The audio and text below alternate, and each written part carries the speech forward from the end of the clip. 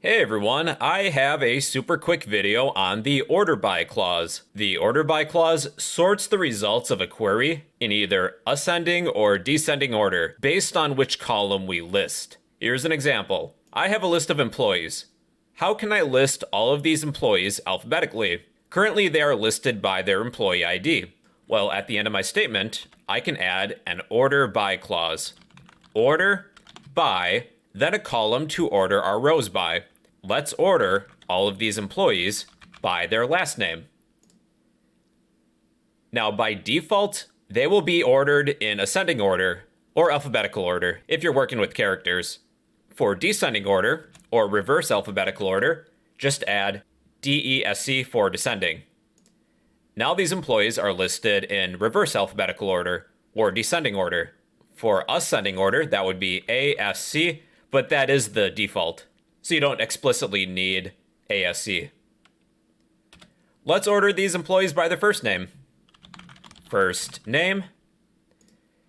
These employees are listed alphabetically by their first name. Let's do reverse alphabetical order. Yeah, there we are. Let's order these employees by their hire date. Hire date in ascending order. You don't even technically need that keyword ascending. It would still work just fine. Now descending. I think we have the hang of it now. Let's select all from transactions. There's one more thing I want to show you. Select all from transactions.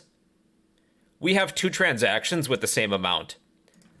Let's order by amount. When ordering a column, if two values share the same amount, we can add an additional column to compare by. Order by amount, but if two amounts are the same, order by maybe customer ID. These two rows are now flipped. So you can order by more than one column. If two columns share the same amount, then order by some other column.